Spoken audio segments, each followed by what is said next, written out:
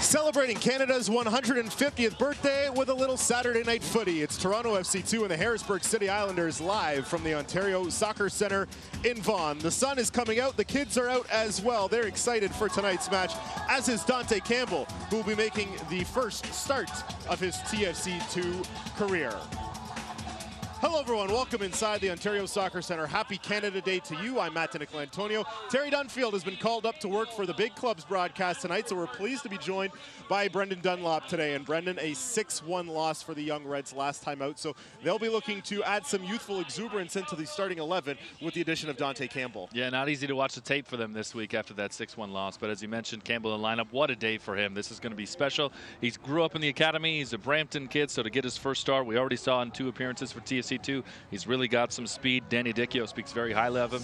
He's very tenacious and incredibly competitive, and such a quick player. Can also play right back as well, but in the midfield today, if he gets a chance to control the pace, Harrisburg will certainly have some trouble with him. And for the Harrisburg City Islanders, Pedro Ribeiro is the man to watch up front. Yeah, he's got some real pedigree. He's 27 years old. He's a Brazilian from Belo Horizonte. He played in MLS with Orlando City, and this is his second stint with Harrisburg. Scored the game-winning goal for them last week in a big upset over Louisville, so he could give Toronto FC2's back line some real trouble if they let him. Let's take a look at who is on that back line for Jason Bent and Toronto FC2. Brandon Onconi, Brandon Aubry, and Mitch Tainter. They'll be playing in front of goalkeeper Mark Pace, making his 5th appearance here tonight. Ikem Andrews will be the striker up front. For the Islanders, they'll have the 2015 USL Goalkeeper of the Year, Brandon Miller, between the pipes, and some experience throughout the lineup as well. James Thomas and Jake Bond will play alongside Ribeiro. The weather has been up and down all day, but the sun is finally coming out. A little bit of a breeze, but it looks like we're going to have great conditions. Kickoff is next, Toronto and Harrisburg City. Yeah, I just want something to stay on top.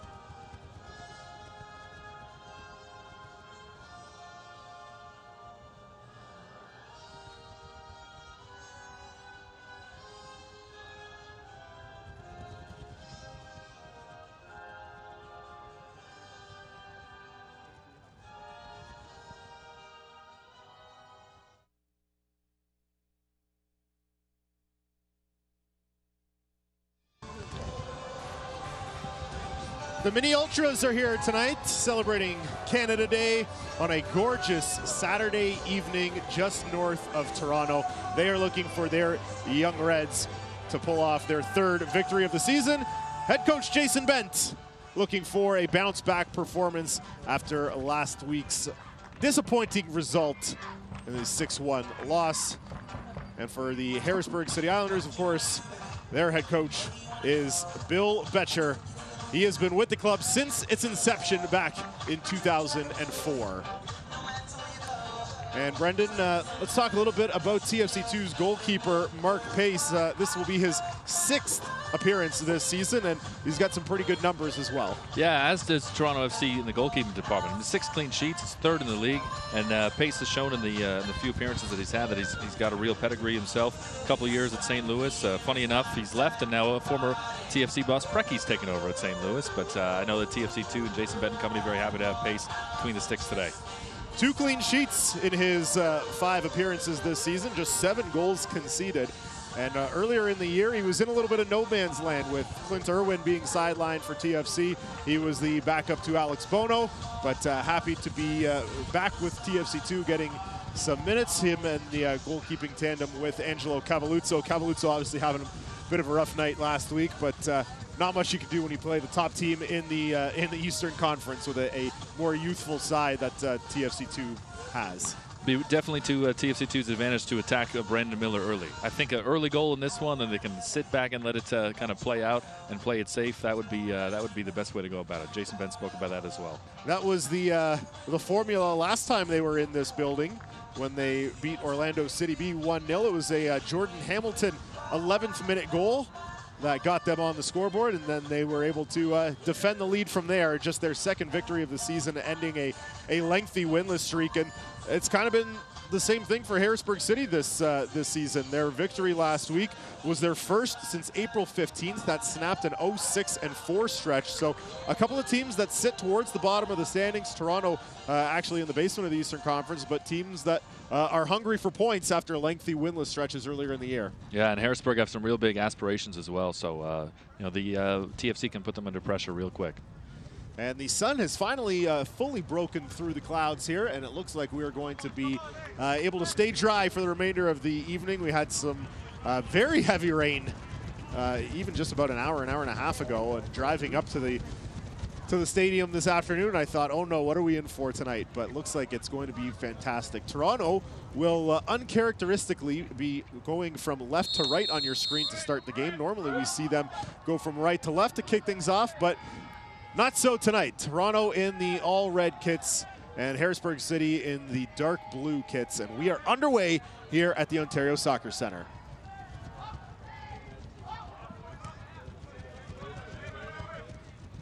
There's Luca Uccello trying to play forward for Andrews.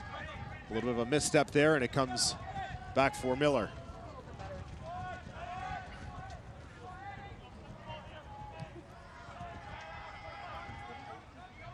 Coney meets it there for Toronto.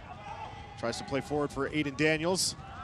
Now Daniels will collect it off the foot of his teammate Liam Fraser. Aubry. Near side Mitch Tainer. That's the captain for the Young Reds. Now Campbell, his first touch tonight. Clever play there to get around Mohammed. Now he tries to cross in, but that's off the mark and out over the fence and into the parking lot will be a goal kick for Miller. You can see already Campbell here on the bottom of your screen running on the right side. He wants to take advantage of the space. He wants his back line to be able to trust him, and I expect that he's going to be tearing up that right side if Harrisburg give him the opportunity.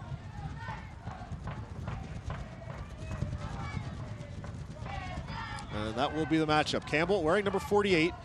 The last man to wear number 48 for Toronto FC2. Toronto fans will be familiar with him by now. That's Raheem Edwards. Wears 45 with the first team, but he was wearing 48 last season when he had a real impact for this TFC2 club. Pace comes out, able to chip that away from danger. Ryan Telfer, another local product, went to York University. There's Liam Fraser, slowing things down now for Monconi.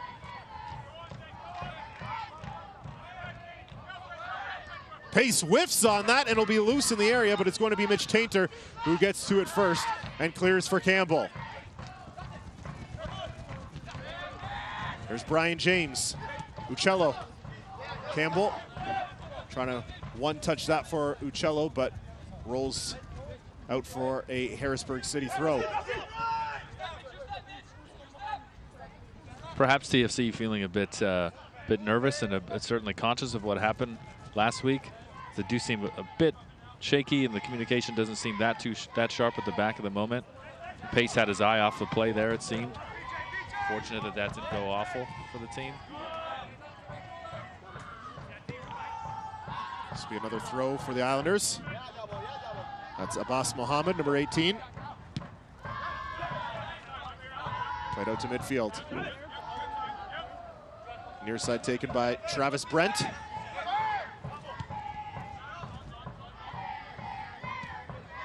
Thiago out onto the right side for McLaws. Lofted in to the area, and well played there by the Toronto back line. Will be the first goal kick of the evening for Mark Pace.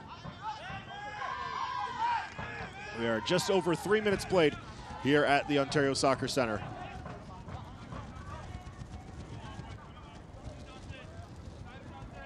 This is one of those games, Brendan, not totally sure what to expect. Two teams, as I mentioned, towards the bottom of the standings, but both are, you know, relatively defensively sound. Toronto, the goals conceded are you know, quite high, 22 on the season, but 3 big losses, at least in terms of goals against, 6 last week, and a couple of big losses to Tampa Bay. If you remove those 3 games, things look a little bit better for them. So you know, sometimes the numbers don't paint the whole picture. It's a team that has been defensively conscious. You cited their number of clean sheets earlier. Yeah, I do think the record seems to be quite misleading for TFC2 as well. They're trying to build defensively from the back. Goals do come at a premium, but as we've seen from Harrisburg, they do come at a premium as well.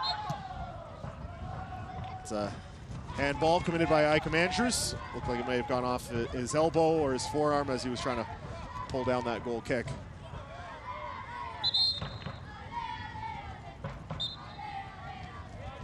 And when you do have these sort of young developing teams, like you said, the emphasis is always to build from a defensive structure out and worry about the goals later.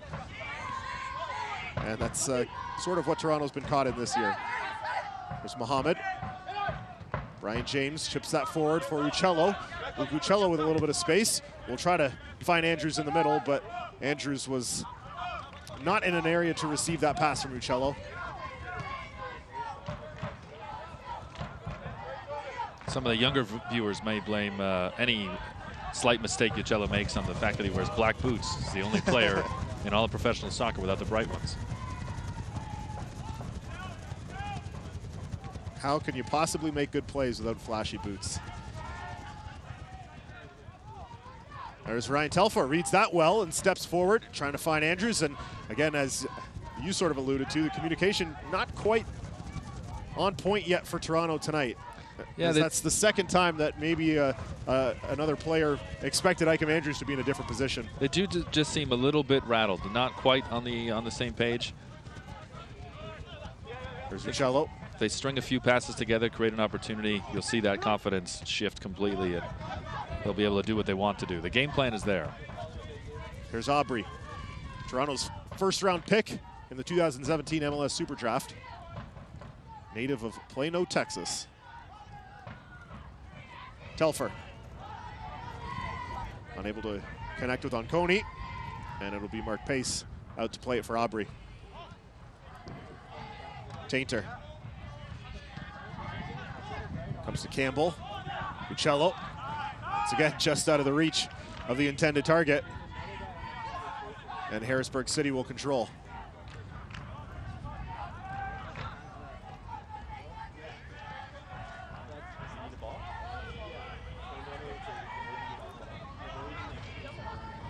Calvano Thiago. Now Travis Brent. Doesn't like what he sees, so it's back for goalkeeper Miller. Won that Goalkeeper of the Year award back in 2015 when he was with the Rochester Rhinos. Were USL champions that season. Makes such a difference when you know you've got a great goalkeeper behind you. Just as a back line, you can be a bit more confident. He missed some time with injury earlier this season, but he has 3 clean sheets in his 10 appearances. There's an opportunity, great save, and the rebound is missed wide. Mark Pace comes out and makes a great save with his foot on the first attempt, and then shot wide by James Thomas. I tell you, the Reds are very fortunate here that they didn't concede a goal there. As you saw Harrison break out so quickly there. Pace did well to get in front of that ball, but there was hardly any cover, and it certainly on the striker there, he'll be wanting that one back. That one will be giving him nightmares for sure. There's Campbell as Toronto trying to clean things up. You can't miss sitters at this level. That'll be on him. And well, we look back at that, a glorious opportunity missed in the 8th minute for James Thomas.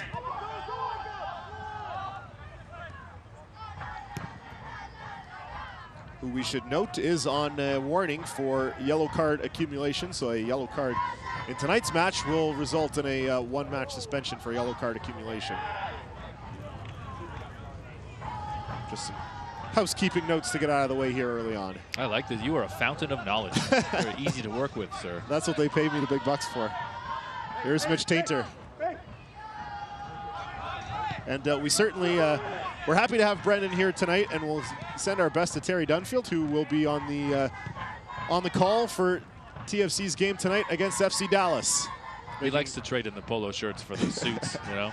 Yeah, he's done some studio work for them, but he'll be making his debut on the game broadcast as the color analyst with Luke Wildman. So wishing my regular partner all the best this evening. Who has better hair, though? That's not a contest. I didn't think so.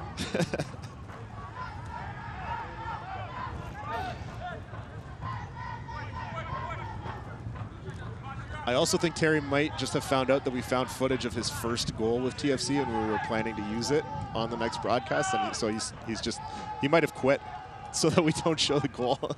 You'll get another opportunity. If not in a big match, the Christmas party, of course.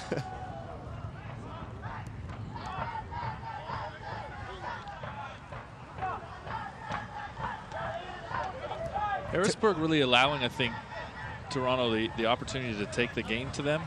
I think that they expected that. It's almost as if they're a bit cautious to run at TFC for fear of the counter. We highlighted how quick Campbell is, and you just see him getting into open space. That the opportunity would be there for TFC too. But I'm a bit surprised that Harrisburg are playing it as cautious as they seem to be. Yeah, a lot of speed on the wings in midfield for Toronto, with Campbell on the right and Ryan Telfer on the left side.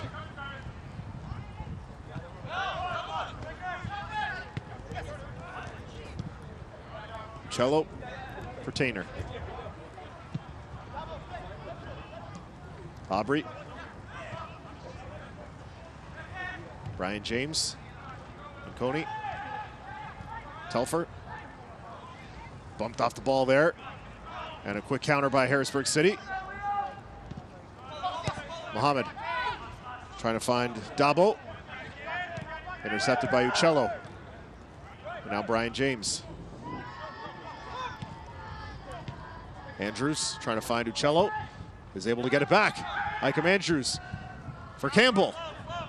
Campbell trying to cross in. Not enough pace on that cross at all, and easily intercepted. Nice footwork from Andrews. Great control of the ball. There's Ribeiro. Scored, as you mentioned, his first goal of the season last week against Louisville. He missed a penalty earlier in the game, but did not waste his second attempt later in the match. It was the only goal in a 1-0 win. Great clearance there. I like the command. In the back line, they looked very confident on that play. Didn't seem threatened. But set pieces have been a real issue for this team. And it will be the first set piece for the Islanders. First corner for either team tonight. And it looks like it will be number 14, Danny DiPrima, over on the far side to send this into the Toronto area. Going up for it is Coney, and he's able to get it cleared. Uccello with the second effort. Not far enough, and Harrisburg City with the numbers back is able to maintain control. Here's Mohammed. Looks like he might have wanted to go at goal. Now we'll just cross it in, and Aubrey is able to chip it forward for Andrews. He battles with James Thomas, and the Islanders maintain possession. Thomas crossing in, looking for Bond, and just a little bit out of his reach, and easily handled by pace. Frazier for Aiden Daniels. Tainter trying to play that through ball for Andrews. Well defended there by Thiago.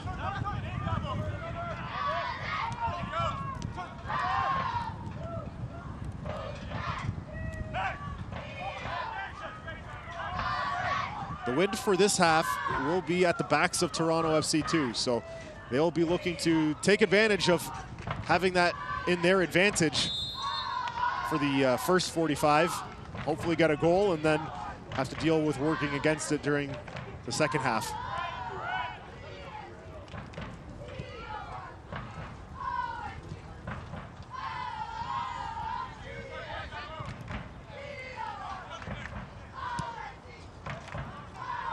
I tell you, I'm really enjoying the soundtrack here from the Tiny Tots there. The best ultra view in the history of professional football at the halfway line. It's a good soundtrack to have. Absolutely. Tainter lost this forward. Lands nicely for Luca Uccello. And there's Campbell. Finds Brian James. There's Frazier. Frazier trying to dance around one man right at the edge of the 18-yard box. Was dispossessed. cleared for a Toronto throw. There are the young lads. With a lot to cheer about. I tell you, that was some great passing there. Didn't work out in the end to create the chance, but I like the thought. I like the ambitious effort.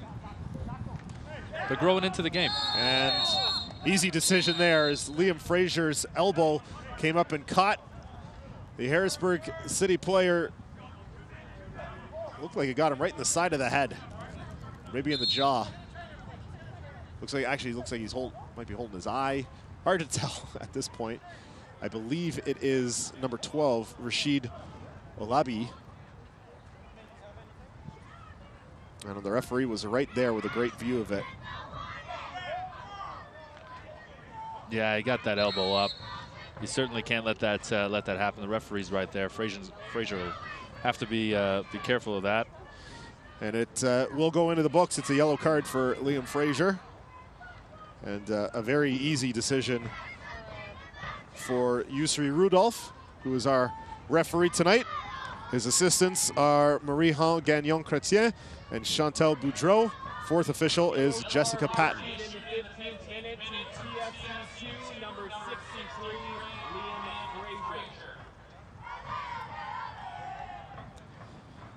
Let's take a look at that lead up to that chance from Liam Fraser just ahead of this yellow card, the good passing that you referenced, Brendan. Yeah, I just really like the way they spotted each other. It seemed like they were very much on the same page. You see Coachella there always seems to know who's behind him if he's not facing that direction, and then just didn't work out to get through to the front there, as I think Harrisburg were a step ahead. They anticipated it, but ambitious, and it seemed like a confidence play, and as I mentioned, it looks like TFC2 are growing into the game a little bit. It looked like Fraser might have wanted to have a go at goal there, and then it looked like as on his first touch, ball kind of bounced up and hit him in the knee as he was running, and it kind of threw off where he would have held the ball, and it changed the angle that he could have had for a shot. And then I think that's why he decided to take that extra step that ultimately didn't work out. That'll happen, especially on this pitch. It's very, very fast, this turf.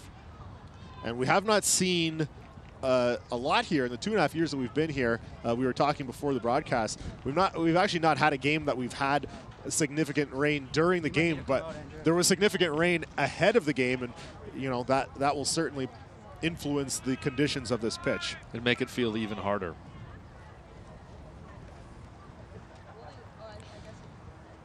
While we wait for play to resume, let's take a look at Ryan Telfer. We mentioned him earlier on. A lot of speed on that left side. And he leads the team with 2 assists so far this season, and he's been doing a good job of creating offense for Toronto. Yeah, he's a good player. He seems very confident too. I like the fact that he sees that play and wants to make the effort. There's not too many guys at this level, and certainly of that age, that are confident to swing that ball across, and then to set up Hamilton for that goal there. He knows he's got to pick out his big players to make big plays, and you got to have confident guys like that in your team. He's you talk about Dante Campbell being quick and tenacious. We'll likely see a time or two this evening where Ryan Telfer will just pick up the ball, put his head down, and drive at the opposition. And I wonder if we're going to see a substitution here, as this does look like it might be a significant injury for Rashid Olabi. Having trouble with this name. Olabi. It's a little bit of a tongue twister, but we certainly hope that he is okay. They seem to be applying a cold compress on his right eye. No substitution has been indicated as of yet, so we're going to see if he can continue at some point. Looks like there is significant swelling around that right eye. Yeah, you hate to see anything head-related, of course, but it does look quite serious to the eye there. And there is some movement on the Harrisburg City sideline, and I believe we are going to see Paul Wilson checking in momentarily.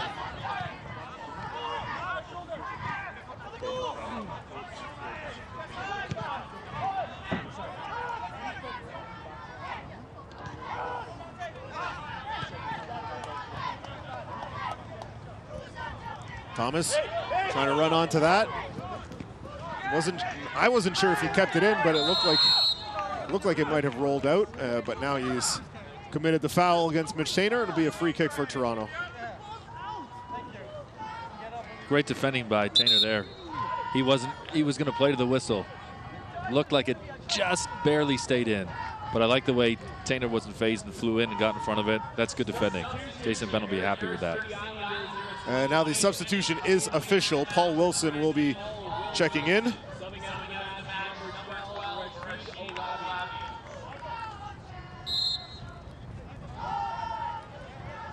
And it looks like he's just going to slot right into that spot in central midfield.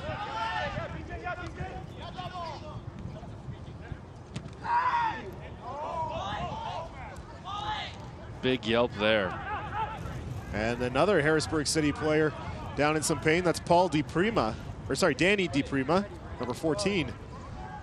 Didn't see Brian James, and Brian James didn't care that he didn't see him.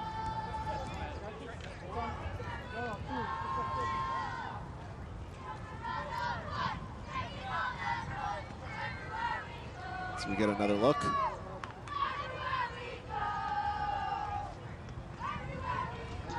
Yep. Brian James wasn't going to let his... Looks like he's holding his right knee. ...path be deterred there.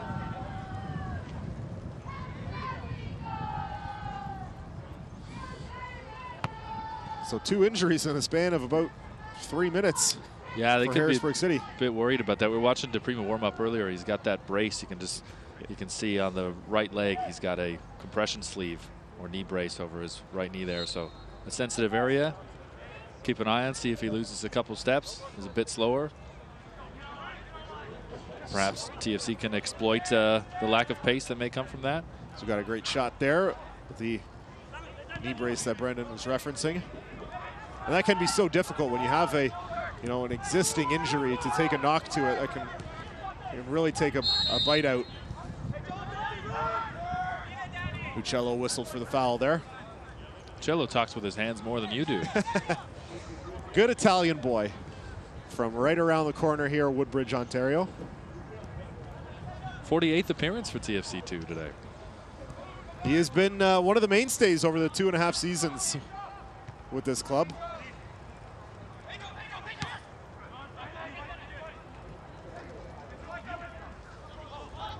And the club, likes to get young players within the system a look, and Uccello is, you could consider him one of the veterans now. And this is going to be a free kick for the Islanders right outside the penalty area. And again, a Harrisburg City player down, grasping at his head area. Just outside the box, too. It's a very dangerous area to concede a free kick. Lucky they're just outside the 18-yard box. As you take a look at it again here, and you see the arm just come up again, just as he comes across there, just as Thomas comes across.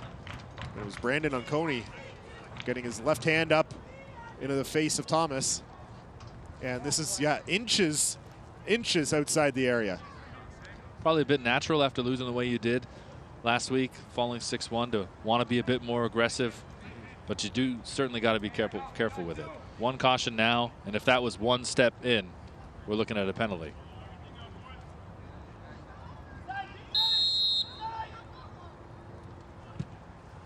Pace gets a hand to it, but it's in the back of the net, and the Islanders lead 1-0. Great goal there. That was a great effort from the corner to blast it across. Didn't seem as though TFC2 could anticipate it. Pace saw it, did well to get to it and get a hand on it. It was Ribeiro. Just so much power on that shot. Great look from behind here to see what Pace saw.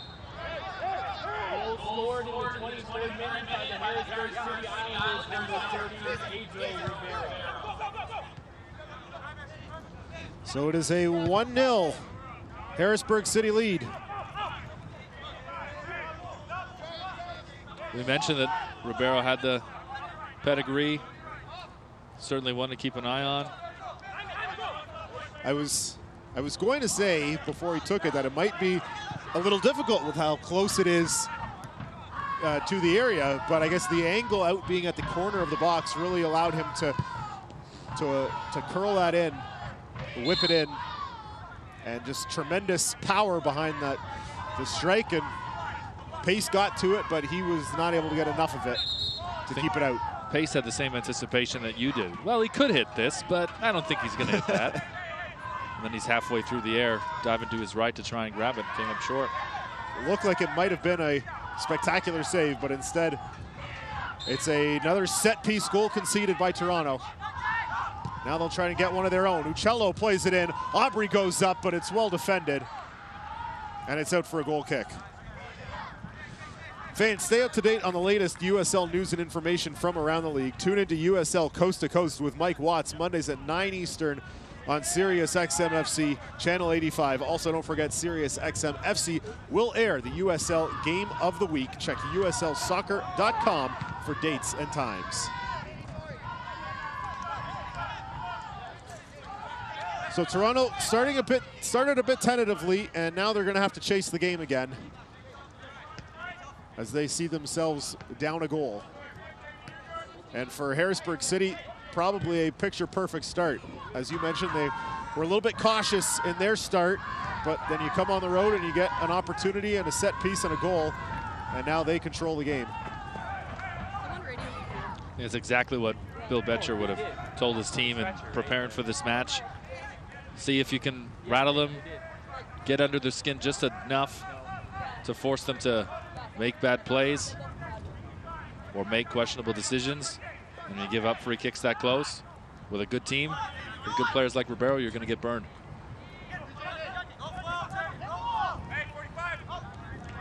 Here's Brian James. Tainer. Coney. Frazier.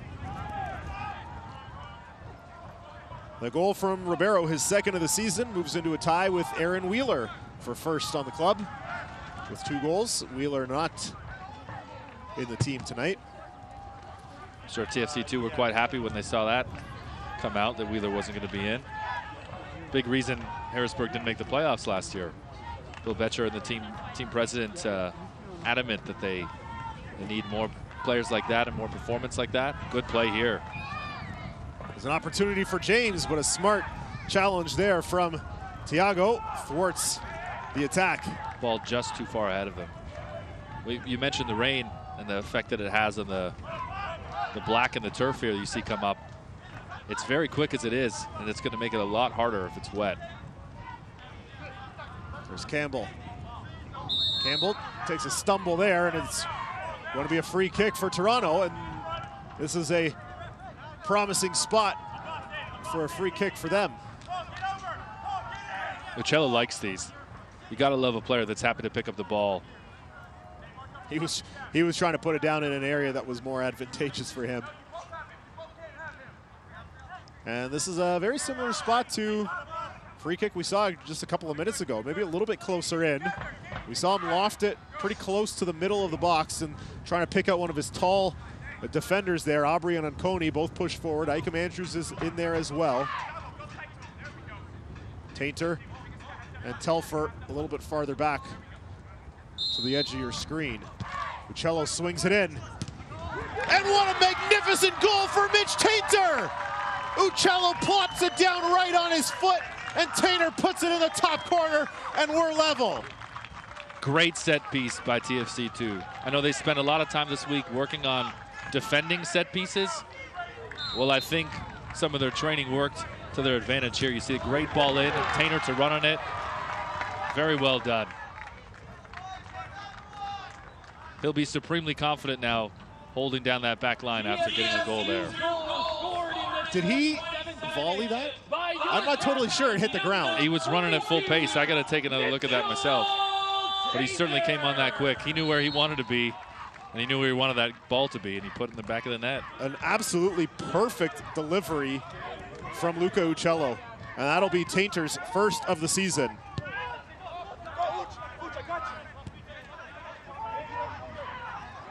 He had 1 goal in 22 appearances last season. So his second career USL goal for the captain. Let's get one more look as we have a foul in midfield here, so we'll get one more look.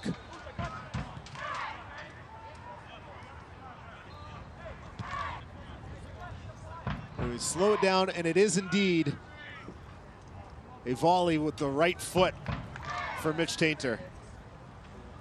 That is incredible foot-eye coordination. Great touch. Of course, they play on this pitch. They have the advantage over the Islanders. They know how quick it can be. You have to be quick to anticipate, and whether that was actually just a bit of good fortune, that's fine. We're level. Well, that's one way that you don't let the pitch be a factor, is you knock it out of the air before it can come down to the pitch. Because once it does, you don't know where it's going to go. Campbell slips up a little bit, just enough for Thomas to get possession, but well defended, and Uccello will circle back as he didn't see anything in front of him. Andrews and Brent come together there. Campbell in the face of Travis Brent. It's a throw in for the visitors. Naturally, they wouldn't want to have Campbell as pinned back as far there as you saw there with the slip, but you could see how far forward he was looking, that he wasn't aware of the danger, and then unfortunate to catch the turf the wrong way and go down. TFC lucky to squeeze that out and not let that become a dangerous opportunity for the Islanders. Fortunate at the same time that he's able to walk away from that in good health. We've seen a couple of times this season opposing players come in and just turn a knee the wrong way on this turf, and they're done for the night. It is very unforgiving.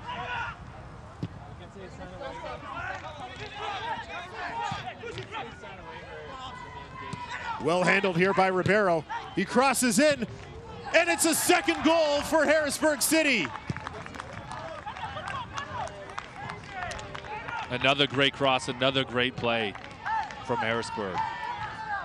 I believe that's Jake Bond who deposits the cross from Pedro Ribeiro. And half an hour in, the visitors are up 2-1. Look at Ribeiro fight that off there. Gets almost to the byline. Enough to cross it. Just enough space for him to swing his left leg around his body to send it a perfect cross and pick out his man in the box. It's great play. You'll have drawn that up on the training pitch many a times. Not easy to execute in the game, but a great goal there that puts them back in front. What a first half an hour we've got. We applauded the defensive structure of these two clubs, 15 minutes ago?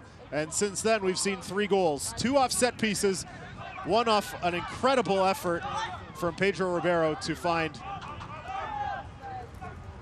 Jake Bond. But something tells me 2-1 is not going to be our final score here tonight. No, I love the response already from TFC too. There's Campbell. Little nutmeg there through Mohammed. And he's still got control, and now he has cleared it out for a corner. So the Rook trying to get things going for Toronto. The standstill step over is dangerous to do at this level, but when you're able to pull off the nutmeg, it's a lot harder for the coach to yell at you with full force. What can they do with the set piece here, though? It'll be Uccello again.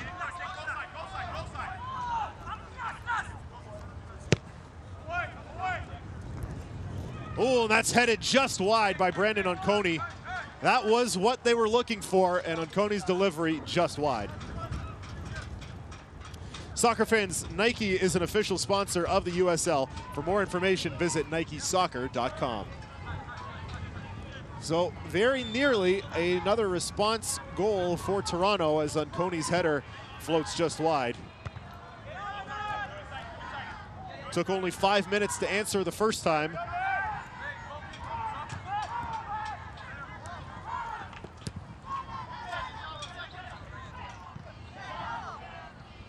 Tainter fights forward. This comes to Thomas. Brian James stepping in.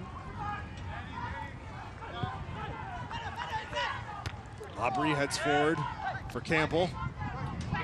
James and Thomas get tangled up.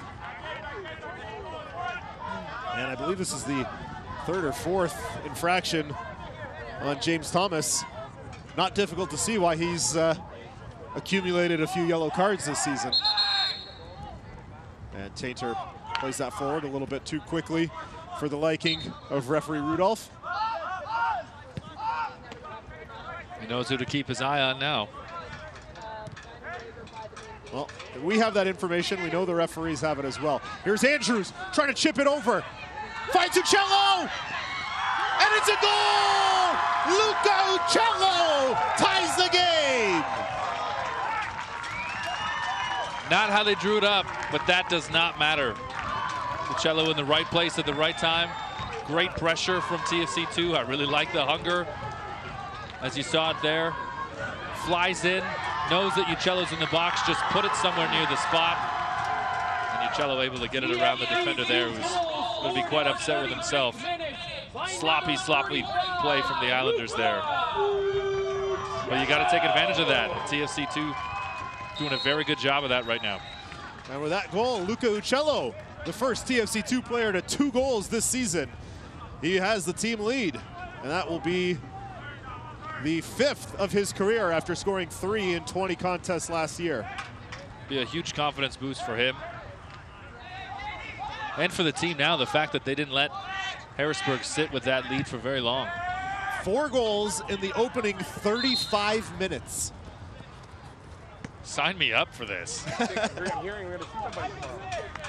I have to warn you, Brendan, we do not get 4 goals in 35 minutes every night out. Well, I know that Terry Dunfield loves his nice suits and his TV makeup, but thank you, Terry, for taking tonight off.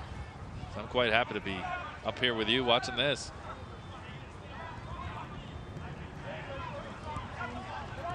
Toronto looking for their first lead. That's dispossessed, intercepted by Mohammed. There's Dabo. The substitute Wilson on the far side. Bond runs onto it, looking for Thomas. He got ahead to it. Didn't get the direction that he wanted, and it rolls harmlessly wide. Here's Uccello. Ooh, right into the face. Forehead. The ball came ricocheted right up here into the booth, and you could feel the booth shake with the ball coming off of his face. That was a that had some power behind it. Tough sting.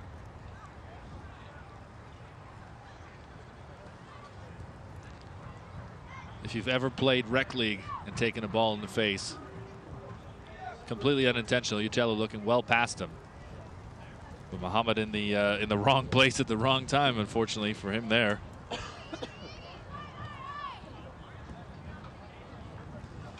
Yeah, that's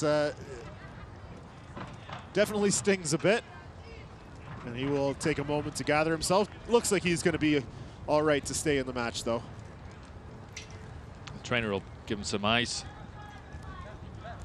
rub some facial friendly Voltaren on it at halftime. He should be okay. Bill Betcher won't want to lose him, as you see him marking Campbell. However, Mohammed likes to get forward. There's a couple of times there that Campbell's been well open and unmarked, but TFC2 haven't been able to use him just yet. And right on cue, Campbell down the right side, pass just out of his reach, and Miller has to come out and send it out to touch. They saw what I saw. He wasn't marked by Mohammed.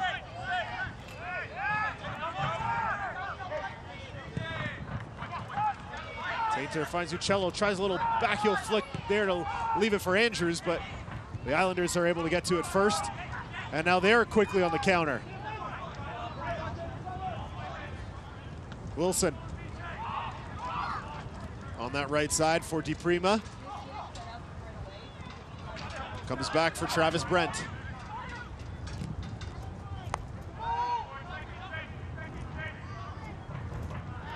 The Islanders are really trying to stretch TFC. You see the use of the wings now. Worked on the left side with Ribeiro. Now they're trying to use the right side. Frazier for Aubrey. The Reds doing a good job of making sure that doesn't work right now.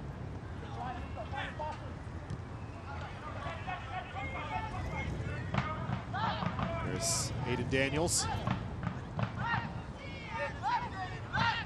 Tainter lets that run through to Campbell.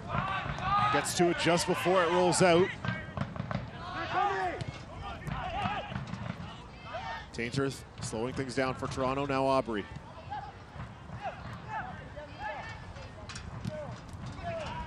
Giveaway there from Frazier. There's Ribeiro. Ribeiro marked by both Frazier and Uccello, and Frazier is going to be whistled here. And Liam Frazier's got to be careful. He's already on a yellow card here tonight.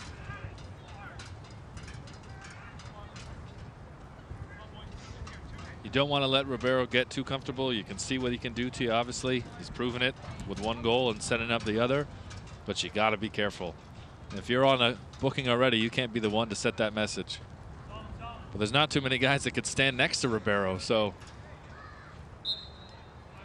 That will be the challenge for Toronto as the last hour of this game unfolds. We are at 40 minutes. Or I guess the last, I was told there'd be no math. That's why we got into media. The last 50 minutes of this match from this point forward. I just avoid the clock. Just leave the clock to the official and the wonderful person in the truck doing the Chiron work to make sure that it's on the screen for you at home to see. There's Telfer. Telfer with some space to work.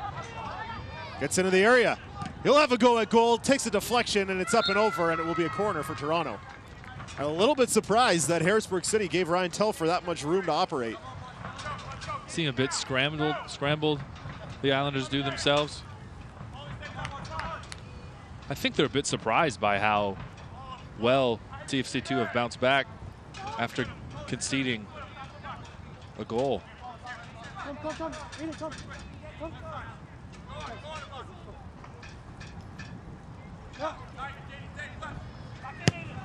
Cello swings it in low, and it's met by Thomas and cleared. Comes to Campbell. Brian James, Liam Frazier.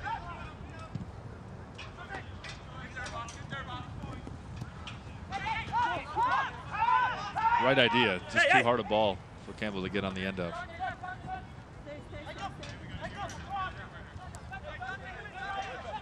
Dante Campbell covers a lot of ground. I was speaking with Danny Dicchio about him, and that was one of the first things that he said in describing him. Yes, he's a quick player, but you'd be surprised at how much ground he covers. It's going to be a free kick here for Toronto. And we should mention those 2 goals in this first half. First time this season Toronto has scored more than 1 goal in a match. The coaching staff will be very happy with that. Tonight's output equals 25% of their offensive production this season, now up to 8 goals on the season. They did score a goal in that battering last week as well, which was a bit of a bright spot that they could take some comfort in, and it's proven its worth now. That's a clever play on words, too, losing to the Charleston battery. Uccello swings it in. Andrews looked like he took a little bit of a bump. He was going to go up to try and meet it. Brian James is there to push it forward for Toronto, but Ribeiro now pushes forward for Wilson, and Toronto scrambling to get back. Wilson still with it, carries it across the line. Now frees it up for Dabo. Here's James Thomas. For Mohammed. Now again, Thomas. I tell you, a great job by Uccello there to get back. He ended up being the last man back there onto the right side of pace, and he broke that up, and the Islanders were unable to do anything with it. Great job. It did look threatening. Paul Wilson had an opportunity. Here's another. Wilson with a strike. Great save by Pace with the right hand. Rebound is loose for Ribeiro, and Frazier will send it out for Telfer. And now with the help of Aiden Daniels, it will clear. An excellent save by Mark Pace, diving to his left. I know we're gonna go inside at halftime. Told you he's got that pedigree. He's showing it. Creating nearly out of nothing. That was Paul Wilson, who did not start this match, but was forced to come in as a substitute after just 18 minutes.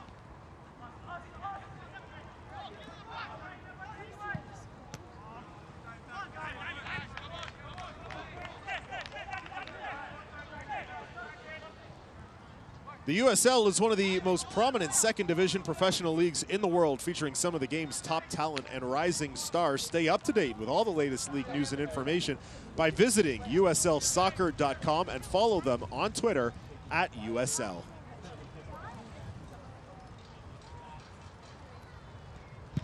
We are approaching halftime here, what has been a wildly entertaining first half.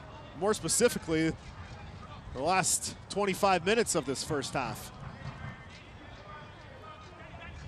Some very good plays by TFC2 to highlight. A bit sloppy early. They'll certainly want to have that first goal they conceded back. But I do think the coaching staff will be very happy with how they've bounced back from last week's drubbing and how they've bounced back in this game after conceding twice. No let up.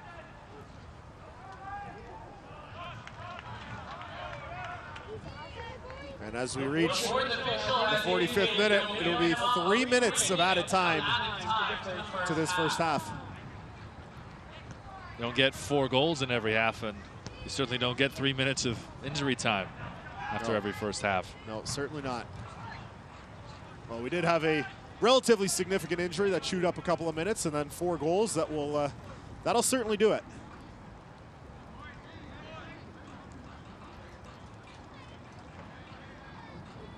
Although I think at this point both coaches will be content, if not insistent, on heading to halftime level at 2.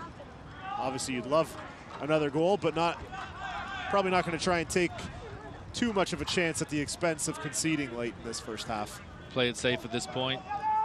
Count your blessings. Drop a game plan to exploit them in the second half, absolutely.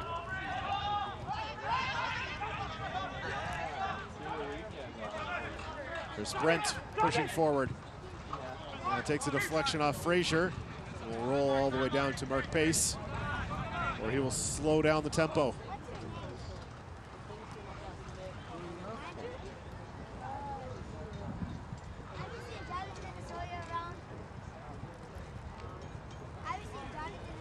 Mark Pace is a real workhorse.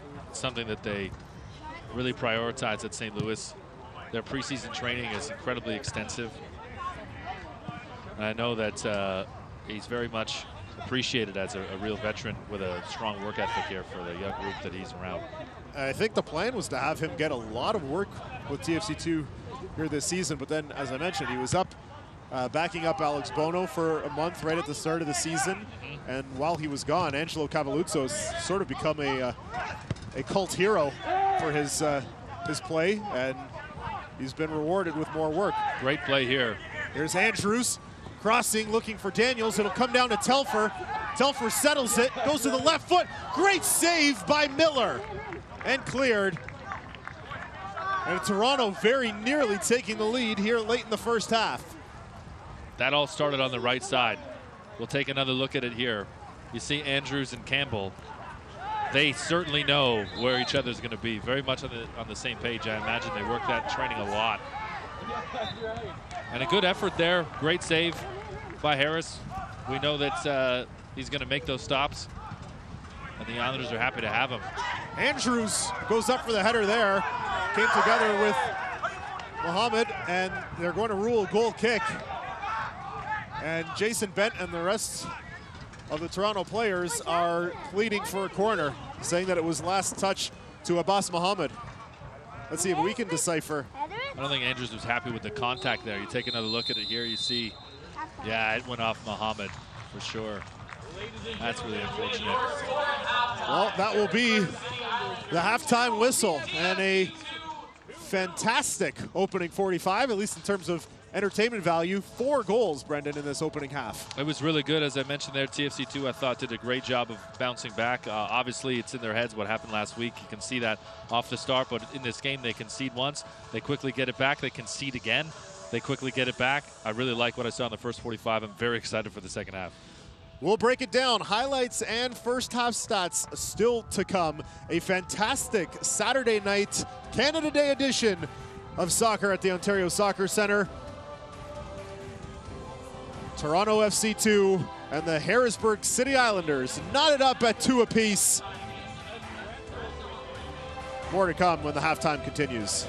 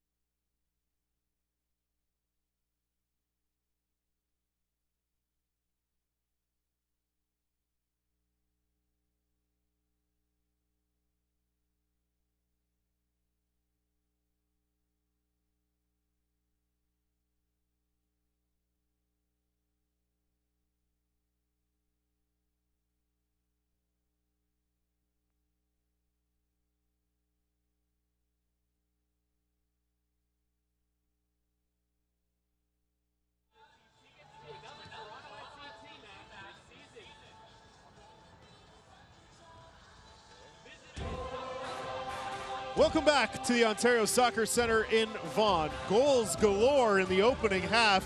That's not a full-time scoreline, that's the halftime scoreline. 2-2 between Toronto FC2 and the Harrisburg City Islanders. Matt Antonio and Brendan Dunlop here. A wildly entertaining first half, as I mentioned. Yeah. 4 goals, lots of back and forth action, and pretty much all you could ask for from the opening half of tonight's contest. Yeah, and there'll be a few things I think the coaching staff will point at. They won't be happy to have conceded 2, but they got to be very, very happy with the bounce back. Let's take a look at the highlights for the first half, and this was the first chance for the Islanders. A great save by Pace and a rebound missed. Real fortunate there not to have conceded early. I think Ribeiro took the shot. Pace did well to get in front of it, but an absolute sitter there that they really should have converted on. First up, good opportunity here for Toronto. Started by some good passing. Yeah, I really do like the way that they've passed the ball around to work it up to the front. Unfortunate on this play there that Fraser didn't make that happen, but. That's the foul from Brandon Oconee that will eventually lead to the first goal of the game. Yeah, Pedro Ribeiro, we highlighted him off the start, and wow, did he ever make us look like geniuses. A great free kick there, as I think Pace was well aware that he could do that, but didn't anticipate it quick enough that it was going to the right side. And then a foul that worked the way of Toronto FC, which was very fortunate as well, as Campbell was taken down. Sets up this great free kick for Uccello, and he picks out his captain running at the back, who hits that off the turf. Another look at the goal here. It was a very cheeky goal. You were quite excited to call that one. Also seemed as though it came out of nowhere. And then Pedro Ribeiro, again, his influence on this match with that great cross. Undeniable, really showing his quality. As we highlighted before, he's played at Orlando. He's Brazilian, he knew exactly where his man was in the box. Then Uccello again, another opportunity. They work so much on set pieces, defending them. Uccello's been able to create once. Broken play here leads to second goal for Toronto. Yeah, the Islanders will be yelling about this, absolutely. Real sloppy defending there, but Uccello in the right place at the right time to take advantage. On a special day for him, his 48th appearance for TFC2. And he takes over the team lead in goals with his second of the season with that tally. And late in the half, a great save from Mark Pace diving to his left. Stellar save. Pace will be quite happy with that. You saw how maybe he wasn't in anticipation of the one that he conceded as a goal, but he very much saw that, got in front of it. And then great passing here towards the end. Thought there'd be a real opportunity. Campbell and Andrews working together. Great save, though, from Harris's counterpart. He's got to stand up. Opportunity there from Ryan Telfer. You said if you're in the coaching room for each team, you might have some ideas of how they can tighten things up. What do you think the message is in each locker room here at halftime? I certainly have a feeling the Islanders are going to want to slow things down. They're not going to want to put the ball at the feet of TFC2 because they've shown they can make them pay. Whereas I think TFC2 will be the complete opposite. They're going to want to keep running at them. This is their game right now. They're playing at home. There's a decent crowd cheering them on. They're getting some lucky bounces, and if they can just tighten up defensively, they've really grown into the game at the back. I think this is TFC's game to win. Well, we'll see what Toronto can do with the second 45. It's been a great first half and a second equally exciting, I'm sure. 2-2 at the half, Toronto and Harrisburg City. Your voice sounded like a possessed baby doll. That no one would ever love someone as stupid as me. That I was fat, ugly, disgusting. The effect of bullying is potent. We will no longer be the silent majority. Now, when you see online bullying, there's something you can do about it. We're gonna take action with the I. I am a witness. I am a witness. I am a witness. I am a witness. I am a witness, and so are you.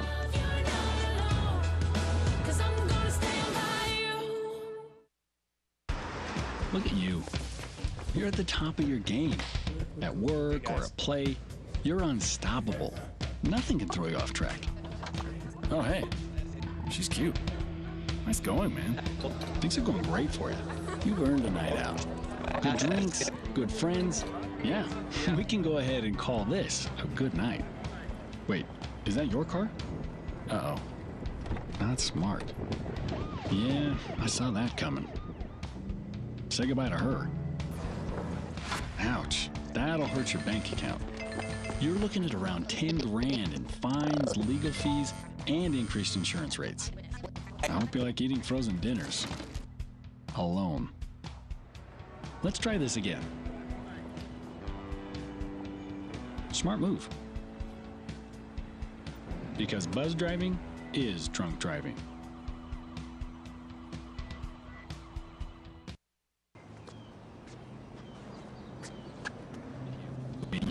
Here is my handle and here is my spout. When I get all steamed up, then I shout. Tip me over and pour me out. Oh. It only takes a moment to make a moment. Cheers. Take time to be a dad today.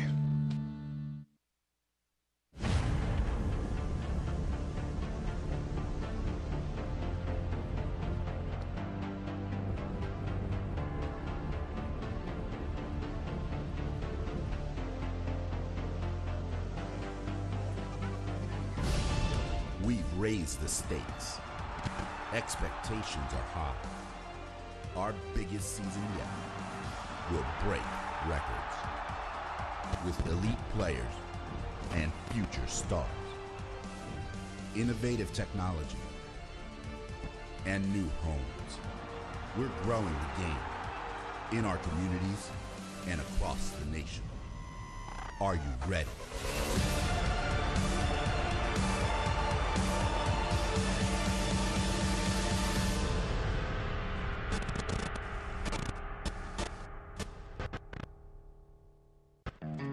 All good things must come to an end. The two top Western Conference teams experienced just that in Week 14 of the USL season.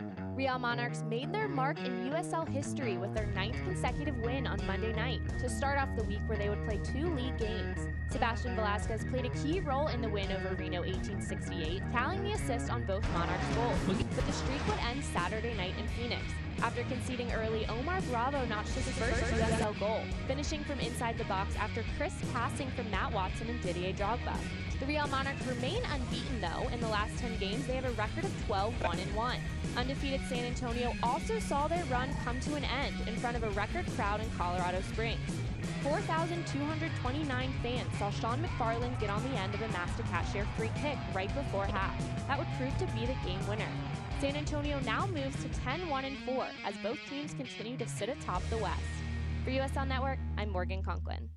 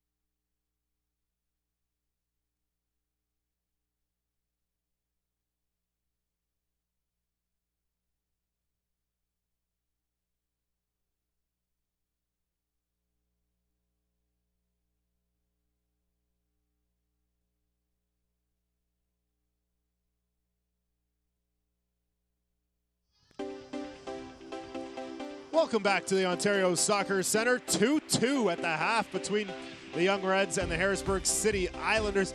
Lots of shots, a couple of goals, possession pretty much equal, and the passing accuracy very even as well. Does anything here stand out to you, Brendan? I like the way that TFC moved the ball. I think the 83% looks pretty good. I don't think that Harrisburg were able to anticipate them as much as they certainly did in the first little bit. They were stringing together some nice passes. I like the way that TFC was moving the ball towards the end there. Hopefully that continues in the second half. If it does, they'll have the Islanders on the back foot, and the world's their oyster, really.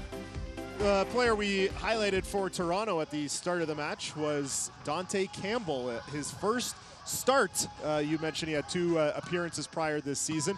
Just 18 years old, and with a young player making his first start at this level, there's going to be some good and some bad as well. Yeah, absolutely. Well said. And I think the coaching staff anticipated that. He'd only played 53 minutes before playing today, but there was some really good things. See the nutmeg there. The standstill step over is something that not too many coaches would encourage, but when you're able to, get the ball forward, they didn't get a chance out of that. But I do like the way he anticipated working with Andrews as well, and he's got some pace. He's got real confidence, and that's what you need. That's part of the advantage of bleeding in the youth, but we do see some mistakes where he takes too much of a risk, and there he was a bit unlucky to slip on the turf, but he did track back, and the Islanders weren't able to make anything of it there.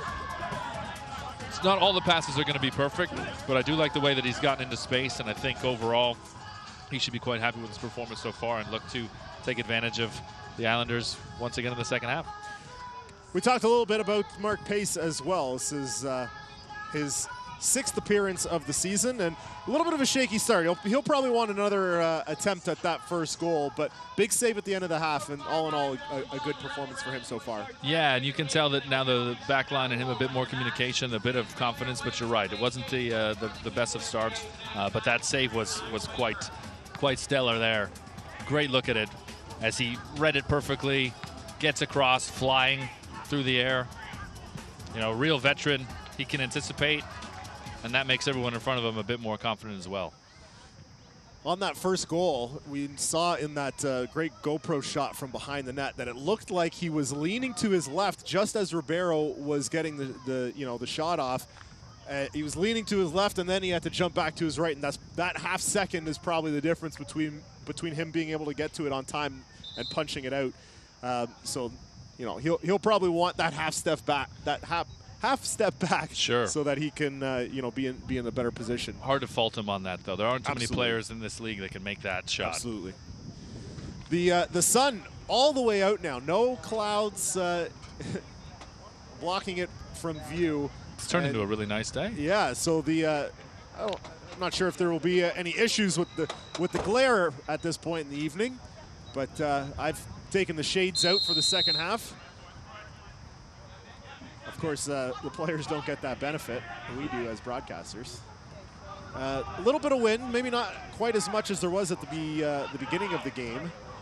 And Toronto going from right to left. As I mentioned, they don't normally play this way. It's normally right to left and then left to right. They're looking for an opportunity here. There's Campbell down that right side again. And well defended by Abbas Mohammed. Good start, right idea. It's picking out that right side that you identified that towards the end of the first half. It was going to be a side that Toronto was going to have some success with. Yeah, they very much have drawn this game plan up around using Campbell and stretching the team. They're stretching the Islanders, that is, just as the Islanders tried to use against them in parts of the first half there. But TFC 2 have the pace. You don't have to have played in the Premier League to have seen that. They really do have the pace, and the teams coming in absolutely know that. The Islanders prepared for it. That's why they keep putting Mohammed on Campbell. No substitutions at the half, just the one made in that first half, which was Paul Wilson coming on in the 19th minute after the injury to Rashid Malabi.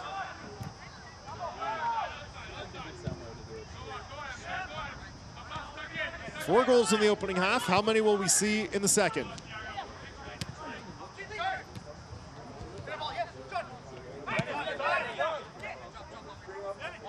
DiPrima trying to pick out Bond. Jake Bond as one of the 2 goals for the Islanders tonight. Here's Andrews.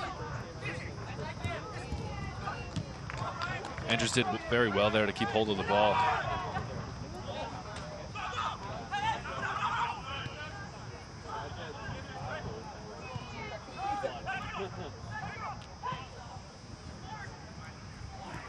Tainter working against Thomas. Thomas grabbing his face. He thought there was some contact there from Tainter. Referee Rudolph waves it off.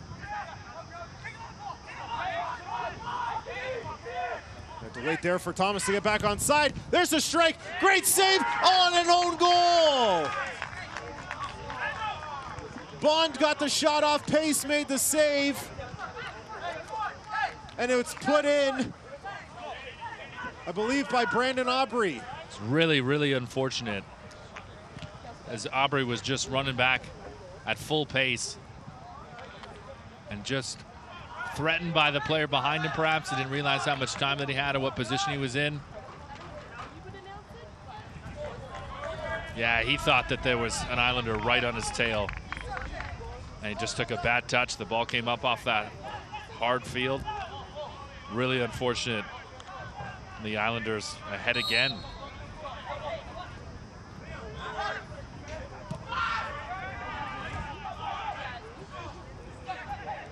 A worst case scenario for Toronto. An own goal 3 minutes into the start of the second half. Bill Betcher and the Islanders didn't see that coming. That's, like you said earlier, not how you draw it up, but you take it all the same.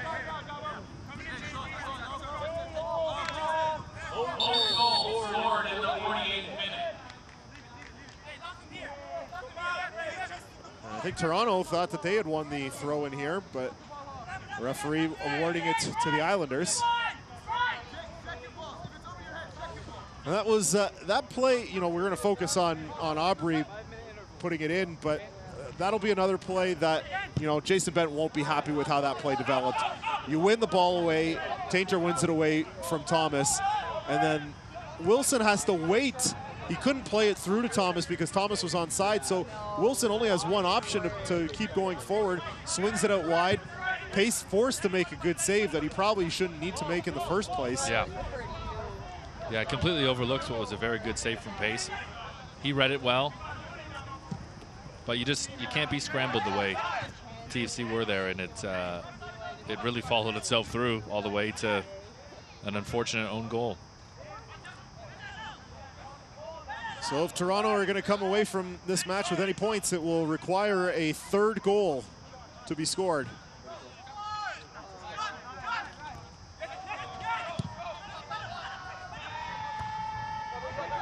And for Brandon Aubrey, young guy, rookie, you know that he feels like the worst guy on the pitch right now, and how important it is for him to not try and do too much at this point to overcome that error. Absolutely. You just got to put it out of your head. You can't let it sit there. You can't let it fester. What's done is done. Move on and make amends for it. Make the right plays. Doesn't make the right play there, as it's a pass intercepted by Dabo. The Islanders have possession. Chips forward there. Brian James trying to get a foot to it. Comes down for Boyd.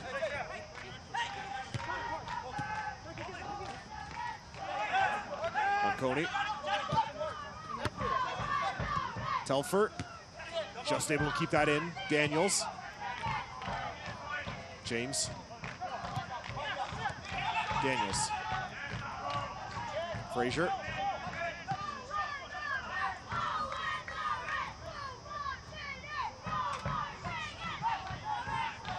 Aubrey. Frazier.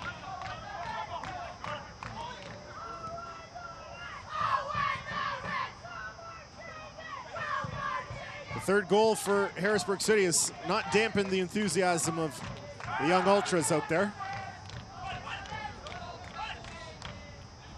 Threw back a few juice boxes and some orange slices at halftime. They're good. Harrisburg pushing forward, looking for a fourth. Well defended. Pace plays quickly for Frazier. Daniels.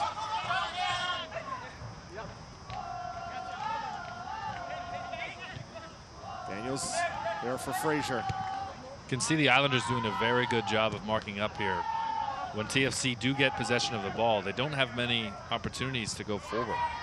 The easy passes that may have existed in the first half that we saw that they were able to exploit, they're cut off very, very quickly.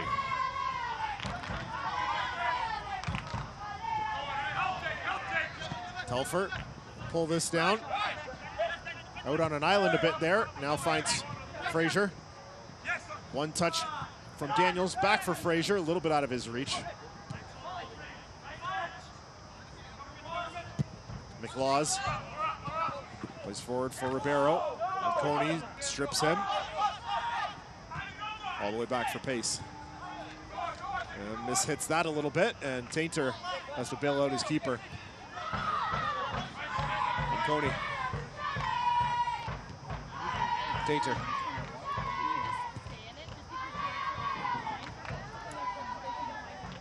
Talked about putting the mistakes out of your head quickly and moving on. You gotta wonder if Pace is able to do that. He feels he's as much blame as his defender there on that own goal.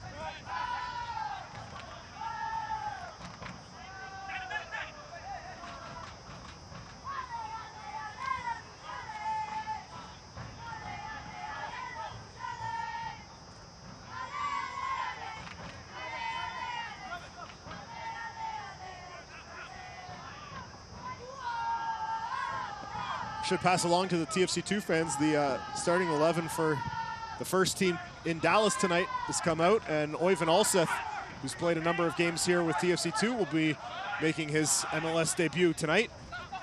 So, excellent achievement for the Norwegian midfielder, who's also played some left back for TFC2 this year. Played in looking for Telfer, well defended. Uccello wins that. Campbell hesitated for a half second, and the Islanders play it out. Wins the throw, taken quickly for Tainter. Daniels does well to win that. Andrews. Daniels did very well to win that. I don't know if he caught his foot or if he meant to do that. It looked intentional. He did shake his defender very quickly. I'm going to give him credit for it. Trying to swing that in for Andrews is Frazier. Knocked away. Campbell trying to win it back for Toronto, and Coney steps in, keeps possession in favor of Toronto, and not a threatening opportunity there. Easily handled by Miller. Anxious, wants to create something very quickly. Plenty of time, but TFC2 will naturally feel the pressure and want to get the score level as they were so successful at doing quite quickly in the first half. Yeah, it took only 5 minutes to tie it at 1 and then 3 minutes to tie it at 2. Here's Daniels. Crossed, looking for Uccello. Andrews was there as well, and it looked like maybe Daniels wasn't quite sure which of his teammates he wanted to pick out, and he ended up putting it right in between the two of them, and neither could reach it. Didn't seem like his teammates were too anticipatory of that ball that would come in either. Daniels did well to get that ball into the box. Unfortunately, they couldn't make anything of it.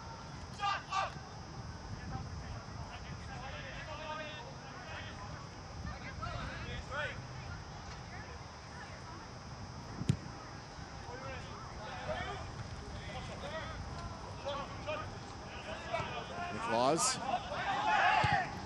Thiago.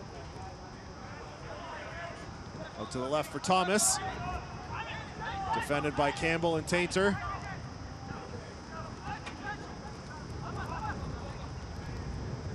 It's Mohammed. Now Dabo. Near side for McLaws. All the way back for Miller. James heads forward. Foul against Toronto. Certainly not quite as much back and forth pace as we saw in the first half, in the opening 11 or so minutes of the second half. Yeah, the Islanders can be in complete control now. And you can see, a lot of veterans in this side. They're considerably older, of course, than TFC2, and you can see them use that to their advantage. And that goal 3 minutes into the second half, the own goal, really changes how this game might have played out in the second half. Yeah, they certainly would have wanted to score early, and they did. Looking for more. Ribeiro, Thomas, paces out to make the save. He does. The rebound is deposited into the back of the net by Paul Wilson, and it's 4-2 for the visitors. TFC2 really unlucky again there. They got suckered. We'll see the play, as in they got suckered chasing the ball, it seemed. There was a lot of space in the box. You see it come in. You see the two defenders go to the one side. Really unfortunate that the ball comes out, and Pace holding his arms out because he doesn't feel like the men in front of him were able to anticipate fast enough. And yeah, the rebound, it kicked off the feet of Pace and lands right at the feet of Paul Wilson. The Islanders showing their experience right now. We were just highlighting it before.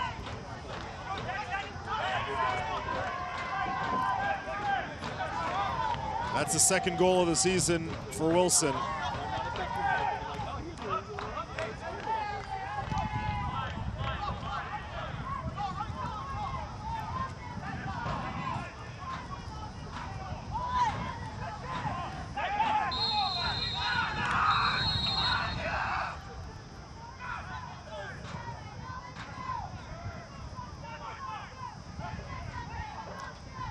Tainter's unhappy with the way things have gone in this half. The referee telling him, I know you're frustrated, but if you don't calm down, I'm going to the book. Don't want to see the card that matches your armband, or worse, the one that matches your shirt. You know, when you're a television anchor, you do a lot of lip reading. It's a skill that's come in handy now.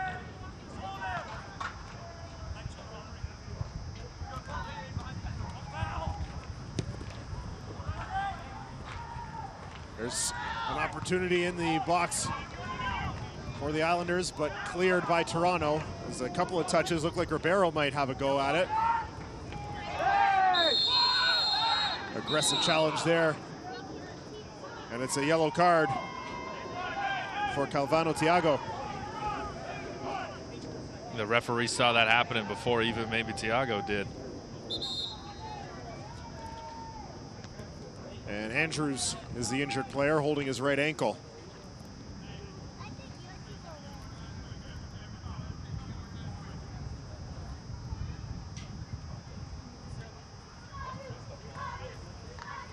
Something you might see more here as well is the Islanders showing how physical they can be. As he slides in, comes down with those studs. Just not too aggressive, but I understand why the referee went to his pocket. Certainly don't want to let more of that go. He's done a very good job of controlling this game, I think. So far. I would definitely agree with that. So Thiago Calvano into the book with a yellow card. I think I've been saying his name backwards all night. Well, I'm gonna own that. He's got Calvano on the back of the shirt. Sometimes the coaches write, last name, comma, first name, but that's not what the Islanders have done. And I might have it written down somewhere else backwards. Well, there's a fair chance that he's got, with a name like Thiago Calvano, he's probably got 7 Portuguese names there. So we're only working with the 2. You're not batting too bad. That average isn't too bad. We're going to see a substitution here for Toronto. Their first, Ricardo John. Going to get some minutes. Aiden Daniels checking out. It's been a while since Ricardo John's got some game action. Had a memorable debut last year, late last season, scoring 2 goals in his TFC2 debut. Bit more experience on the pitch. Jason Ben will want to calm his team down a little bit.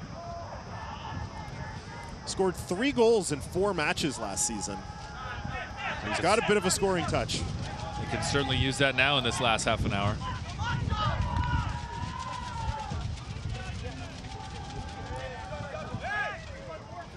This is his 5th appearance this season.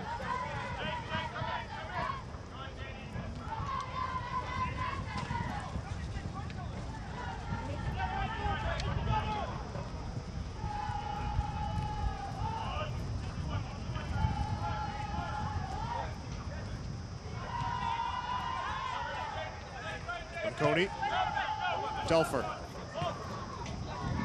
trying to play through for James. Pass was intercepted. There's Bond. McLaws.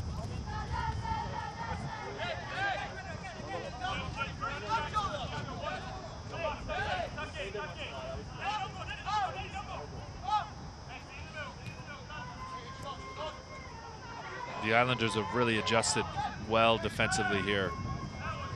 They were a bit sloppy in the first, but they're making it very difficult for TFC as they now have to try difficult balls. It's not easy to play from behind. It's a lot harder when you have to try and hit it cross field, as we just saw there.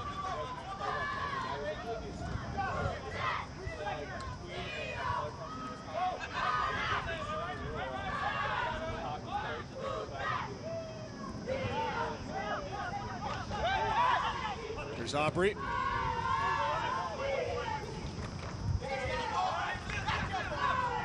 Frazier for Telfer. Wind picking up a little bit here, and Toronto working into the wind in the second half. Frazier. Andrews. Short passes on the ground. That's the way to open up the space. There's Telfer working 1-on-2. McLaws and Bond. Telfer tries a cross, takes a deflection, it's out for a corner. McLaws is a good defender. Jason Bent highlighted his experience when he was looking at his opposition.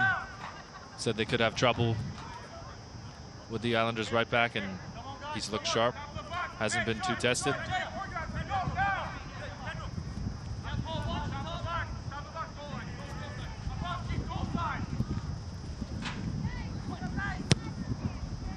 Cello swings it in. It's punched out by Miller.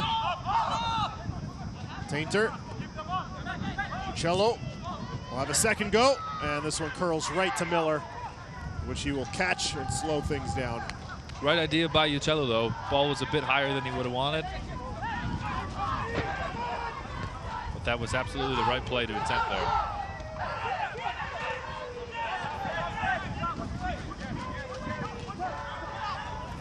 As difficult a task as it seems for Toronto, given the way this game has gone, I would not rule out more scoring. Yeah, I certainly wouldn't bet against that.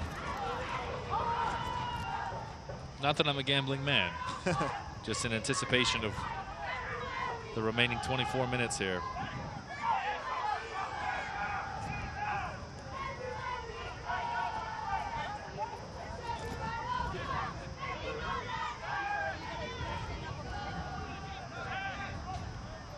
Thrown in for James.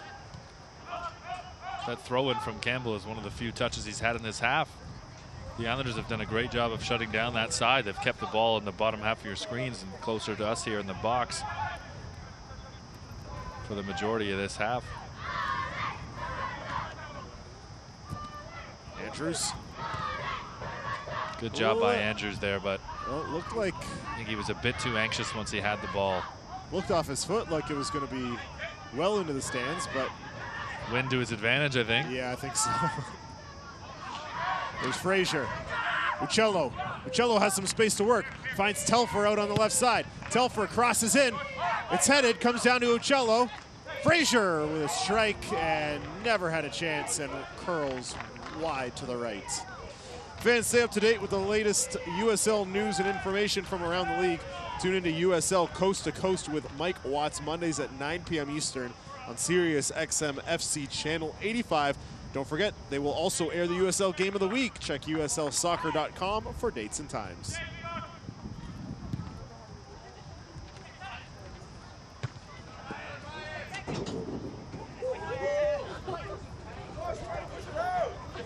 Telfer heading that into the lower level of our broadcast stand here, where the TFC2 Game Ops crew works out of. Surely sending them ducking for cover. Hopefully no technical equipment damage, of course. Morning cocktails toppled over that may have been in there as well. It is Canada Day. It is the only luxury suite at this ground. We don't know what's going on down there. Well, they have padded chairs. I walked past it. Mancucello got away with the handball there. He absolutely did. It's a lot farther back than he wants to be as well.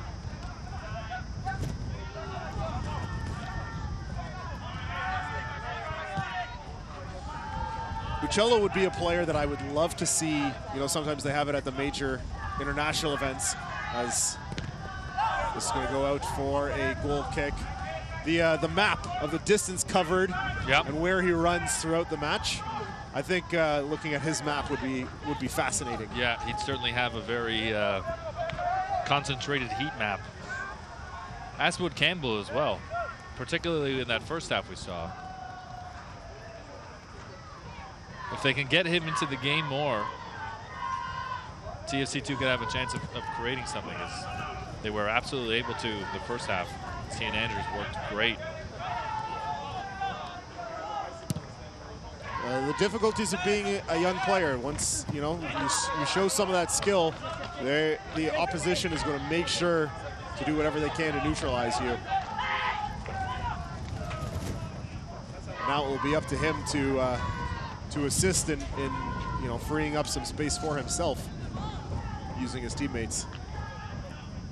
Not to mention the pressure of the rookie color guy constantly looking at you to do something because your green boots stand out, and we see how much ground you cover.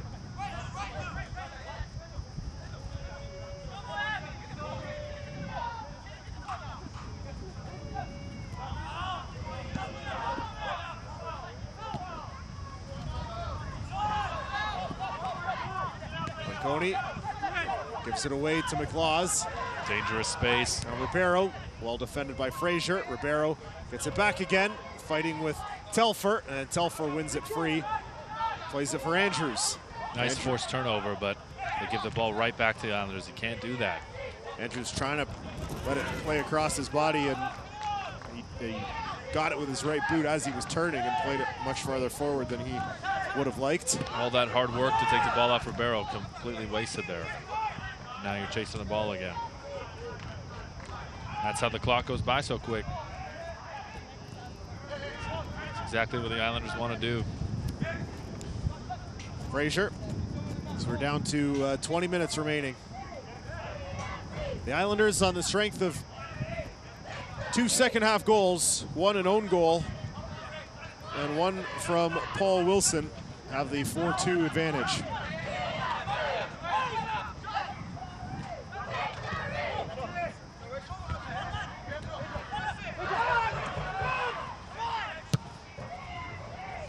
Great ball. It's played in for Thomas, defended by Tainter, saved by Pace, and it's up over the goal.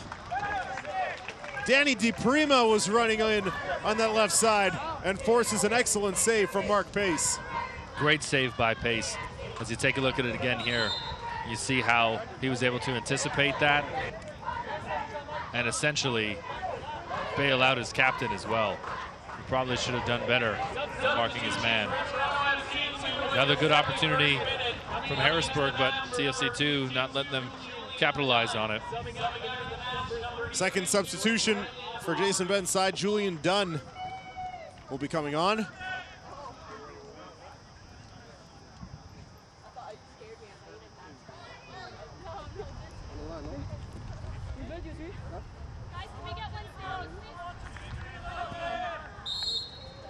As Brandon Aubrey, who has subbed off.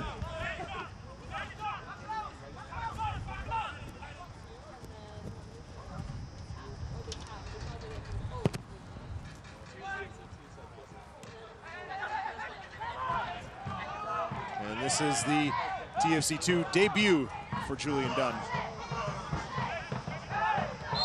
Uccello pulled down there by Dabo.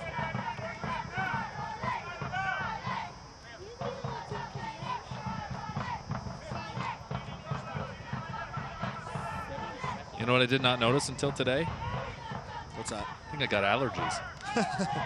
My nose has been running the whole time. Apologies if any of that's been picked up on the broadcast. That's what happens when you step out of the studio and come out to an outdoor event. You're right. My immune system is not prepared for the elements. It's so sheltered. Here's Tainter. Plowing his way forward. Comes to Cello. Frazier. Now Dunn. Andrews. Right idea from Andrews. Unlucky not to get that ball through. Monconi. Cello. Monconi again. Frazier.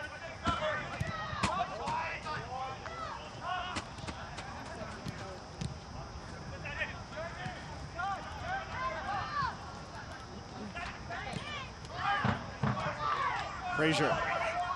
There's John. Ricardo John! For Andrews. Scores! Icom Andrews with a strike into the top of the goal. And don't go anywhere yet. It's a 1-goal game. That was a brilliant goal. Take another look at it here. John coming in, and I thought he was going to take the shot himself. Completely unselfish, gets the ball across to Andrews, who's been having a great game. And way to get a goal there to top it off and get yourself into the man of the match conversation. Very, very nice goal from Andrews. In the 74th minute, that's crucial. That is his first for TFC2.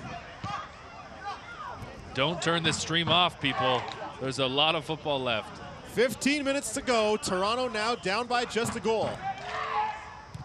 And you're absolutely right, Brendan. I was very caught off guard that Ricardo John did not. Oh, and very nearly an opportunity there again. Great sliding tackle by Calvano. I was astonished he didn't take the shot himself. I think he was anticipating the defender to come harder at him. And he saw that Andrews was open. But it was a difficult ball to get to Andrews, and it was a difficult finish. He nearly mishit it on the pass. He nearly put it a little bit too far ahead of him. It really was a nice goal. Take another look at it. As John does well to shake the defender, he gets the space. I think he saw the other defender coming across. He thought he was going to come across with a bit more vigor than he did, so he laid it off, but great link-up play. Jason Bent will be quite happy with that. That's what he was hoping to create by putting John up there. Absolutely. The substitute creates a goal.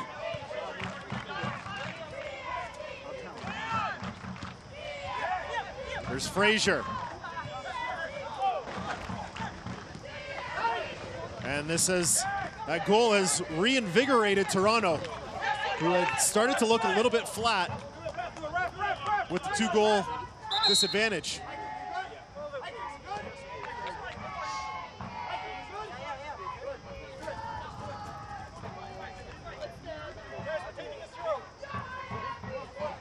There's a player that's not going to tell you he's hurt if he takes a knock, Icon Andrews. If he can get up and walk, he will. Malik Johnson has put himself in a position. It looks like he might be a third substitute here for Jason Bent, as Jason Bent may see an opportunity here to equalize and get a little bit more offense onto the pitch.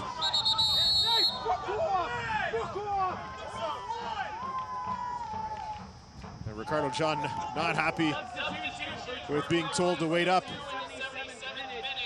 And Malik Johnson will come in for Liam Frazier. You can understand this frustration. They want to take advantage and want to move the ball. 13 minutes isn't a lot of time. Isn't as much as it seems. You certainly want to take advantage of every second you can.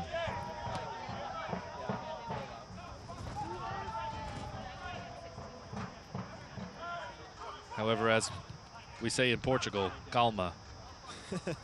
Pick your moments.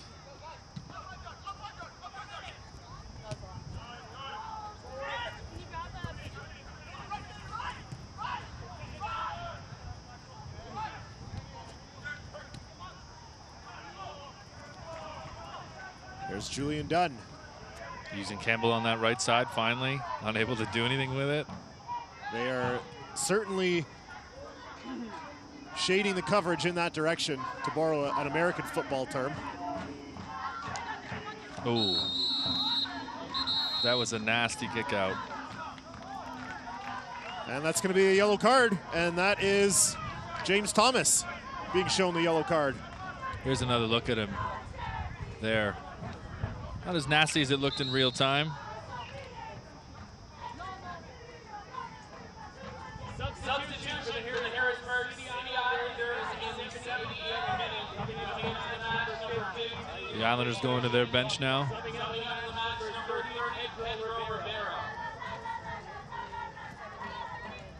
It's Lee Nishanian coming in for Ribeiro. Ribeiro has done his work today. A goal and an assist.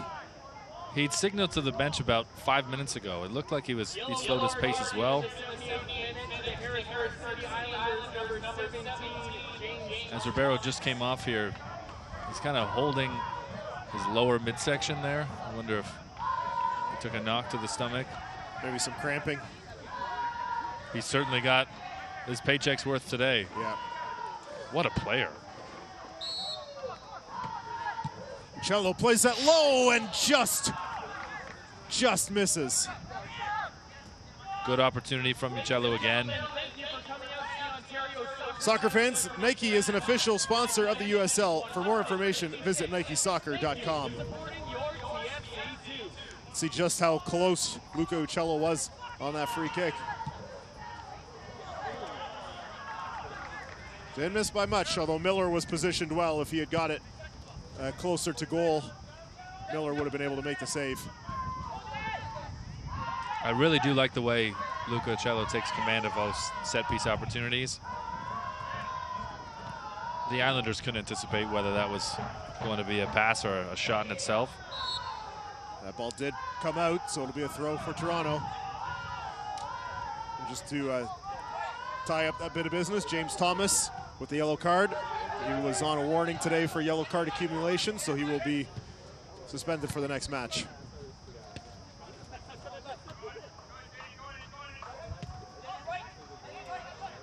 Tainter.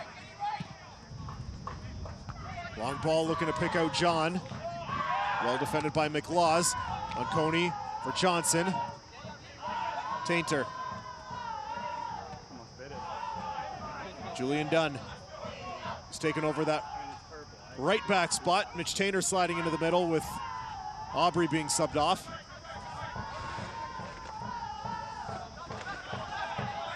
On Coney. Telfer. Tainter. James. Inside the final 10 minutes now. On Coney. Done.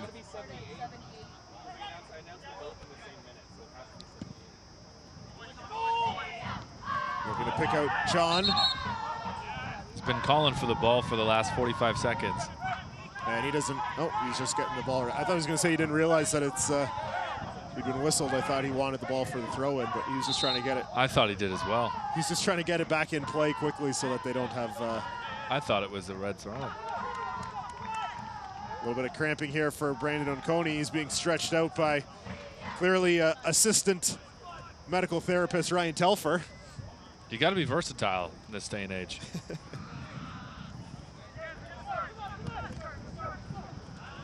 And of course, Harrisburg City taking the opportunity for an impromptu water break.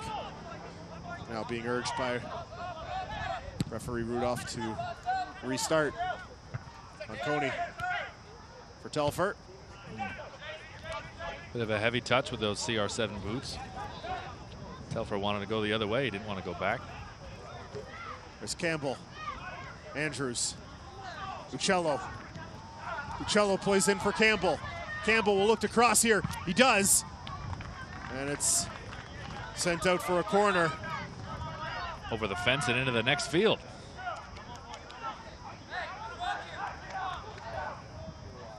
Campbell was looking to pick out Ricardo John, who has made his mark on this game with an assist on the Icom Andrews goal in the 74th minute. That made it 4-3. Cello.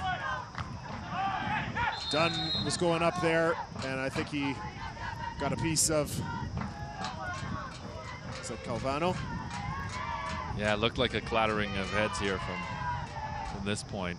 This is always the threat when you're in the box, but Looked like Calvano was holding his lower back, might have gotten a punch in the small of his back, inadvertently, of course, or maybe not. Who am I to say? I'm telling you what, I'm not getting in the mix in the box there. I'm the worst guy to have in your team, defensively or offensively, on set pieces. It's not the hair I'm worried about. I know that's what you're thinking. It's the teeth. I didn't say it. I can't blame you. On TV, you gotta protect the moneymaker. That's how I get jobs, Matt. Well, I had to do the same thing in hockey a couple of years ago. Took a puck off the visor, got a nice scar underneath the eye, and said, "Okay, no more. Going to the full shield." I'm glad you went with the full fish bucket. Yeah. This game's been chippy too. Yeah. The Islanders showing their physicality. They keep showing their veteran experience through too as well. But not to the point of really being dirty. It's been it's been chippy, but and you said it earlier, the referee has done a tremendous job of refereeing this game. He's let go what should be, and he's called what should be, and I think he should be commended for the job he's done here. They say normally if you're not talking about the referee, that means he's done a good job. But today we'll talk about him and say he's done a good job. There's Malik Johnson, good knifing his way through. He finds Andrews. Andrews has to stop it up a little bit. Andrews into the area, trying to cross through. And a great catch by Miller, as I think he was expecting it to head over differently. It was kind of twisted around when he caught it, almost facing his own goal. But another substitute, Malik Johnson, trying to create something offensively. Just 5.5 minutes to go now.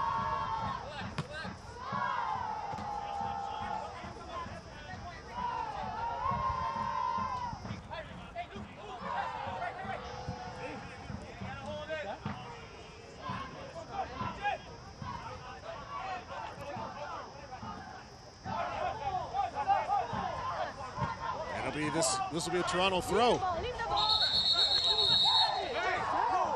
And DiPrima was running away with the ball, and I can understand why Toronto is upset.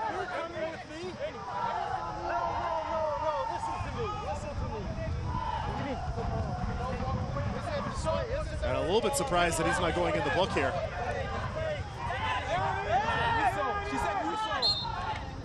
I just love the USL Films experience we have there of the entire conversation. You can hear the lineswoman first signaling for him to drop the ball. Excellent positioning by our audio equipment here. Well done, Truck. And well thankfully, everything was PG. We do not have the HBO licensing to broadcast whatever we want. Corner coming here for Toronto. Inside the last 5 minutes. Big opportunity. And all the big bodies will be pushed forward. Andrews is in there. John is in there.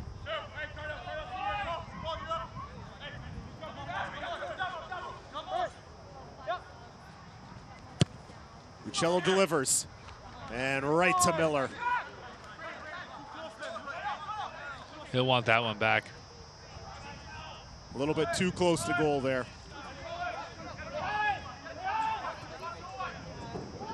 Uccello's hit a few very good balls today. At this time in the match, you want all of them to be that, and that one wasn't, unfortunately. And he's not always the set piece deliverer. It sort of depends on the personnel. Tsubasa Endo, when he was with the team for a couple of games 2 weeks ago, he was delivering all the set pieces.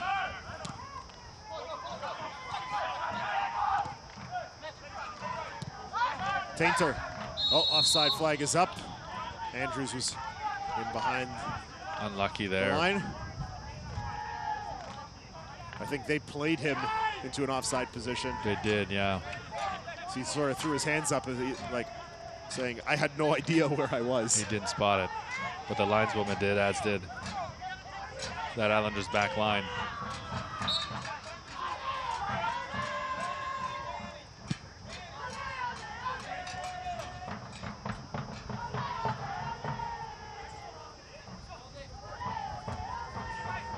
Oh, nice move in the corner. And Coney clears. McLaws.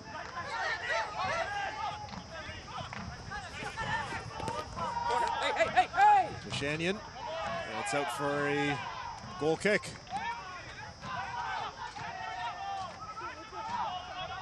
Taken quickly. Campbell will throw. Gets it in for John.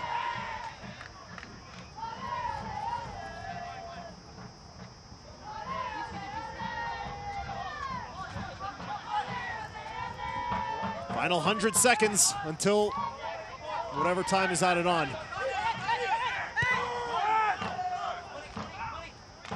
Malik Johnson for Brian James. Far side for Julian Dunn. Getting picky, trying to pick out the perfect pass. Telfer. That was a good ball across for Telfer, but just not enough support there for Telfer. Easily broken up. Fortunate deflection there. Uccello for John. Again Uccello. Andrews.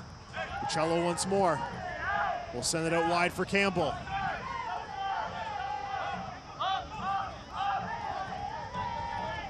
James.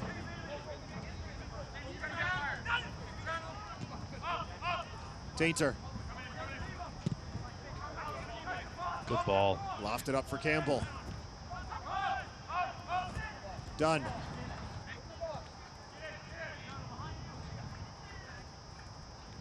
Campbell plays forward for Dunn. And it takes the deflection off of Julian Dunn and a goal kick. And that's an unfortunate bounce for Toronto, as a corner at this stage of the game would have been a great opportunity. And that, I think, just shows the inexperience Julian Dunn in his first professional appearance. Not having the wherewithal to force that into a corner for Toronto.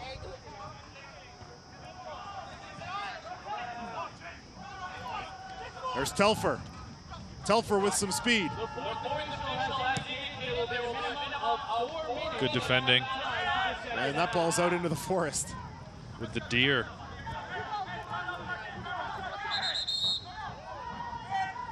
And a ball thrown inadvertently by one of the young ball kids. Stops play. Now Telfer throws in again. Trying to pick out Ricardo John, but it was well defended. And now the Islanders will have an opportunity to get this deep into Toronto territory and kill some clock.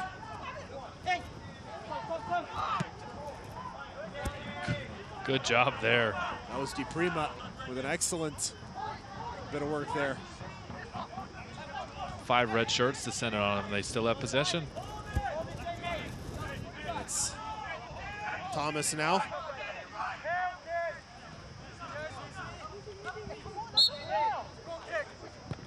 And out for a goal kick. Good. So Toronto able to win it back. That's exactly what they would have wanted to come out of that situation. Nearly 3 minutes left.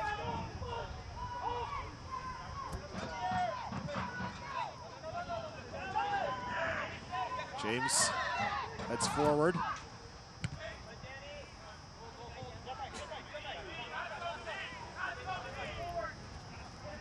Base out for Tainter.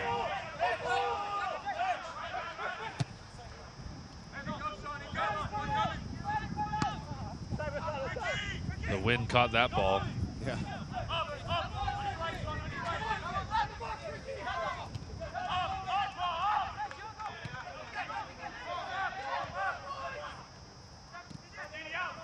Here's Tainter. DiPrima took that in a sensitive Right area. into the gut of DiPrima.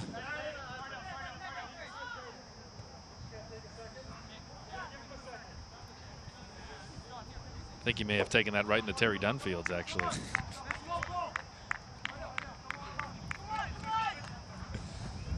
But what can the Reds do with the ball now? There's Malik Johnson. He's got McLaws draped on him, able to break away. Sends it to the far side for Campbell. Campbell heads forward for John. Nearly played out. I think it might have been a goal kick, but there's a strike from distance, and it's wide. That was Brian James. Not sure the Islanders defenders were entirely sure who it had gone off last, and did not want to take the chance of it being a corner. Played it right back to Toronto. 3 minutes of the 4 added on have been played. Does Toronto have one more equalizer? Campbell not able to separate there.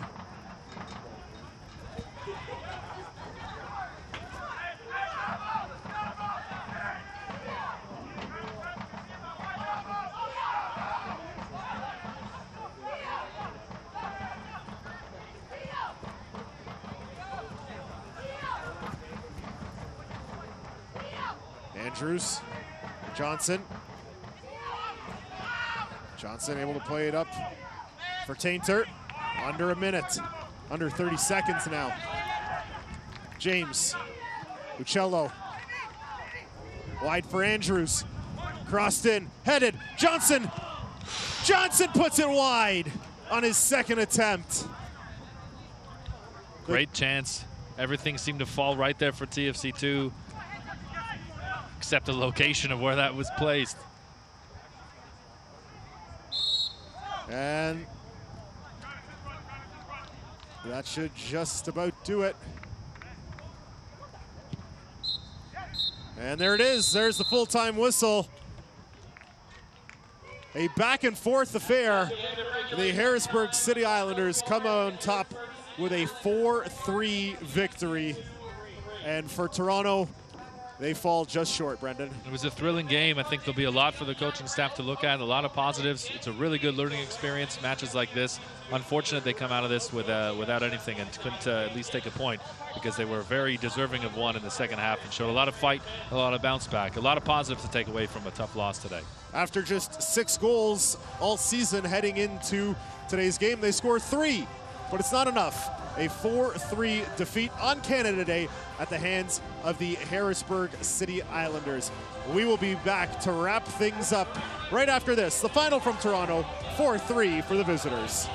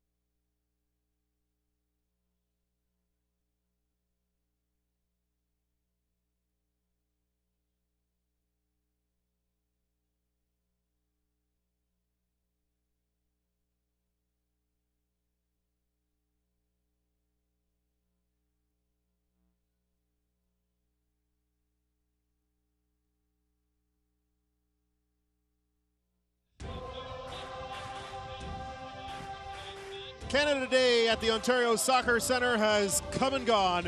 A 4-3 final in favor of the visiting Harrisburg City Islanders. Brendan, a wildly entertaining game. We've said that a number of times. 7 goals in total, 4 for the visitors, 3 for the home side. Great to see the Toronto offense, you know, like you said, come to life with 3 goals here this afternoon, showing what they're capable of offensively moving forward. Yeah, having only scored 6 goals all season, you'd think coming into today scoring 3 that you'd come out with the 3 points. That wasn't the case. But I think that Jason Bent and the coaching staff will look at this, and they look at the tape, they'll be able to pull out a lot of positives. The fight back in the first half was tremendous. I don't think that the Islanders would have anticipated that, and it just didn't come to light in the second half. I thought Harrisburg did a great job of freezing out Dante Campbell, who looked good in his debut, got a full 90 minutes in. That'll be good for confidence, and I'm interested to see how the coaching staff works him into the plans going forward for the rest of the season. But a lot of positives to take away from a game that, sadly, there's no points to take home. Absolutely. Let's take a look at the full-time stats for today's game. We saw them at halftime as well. The 7 goals, 19 total shots, 12 of them finding the goalkeepers. Possession actually skewed in Toronto's favor, and I'm sure that's a result of the being down 2 goals late in the second half. For a team that, as we highlighted, struggled to score goals this season, being able to put 10 shots at Harrisburg, almost unfortunate they were only able to get 3 past, but 3 big goals will go a long way to building confidence into the next few matches. The things are coming together offensively for Toronto. Jason Bent will certainly want to shore things up on the defensive end after 10 goals conceded in the last 2 games. Lots of good things still to come for Toronto. We'll be with you next Saturday when Ottawa comes to town. Many thanks to Brendan Dunlop for filling in today, and thanks to our entire production crew. I'm Matt Antonio. Happy Canada Day, everybody. Have an excellent Saturday night.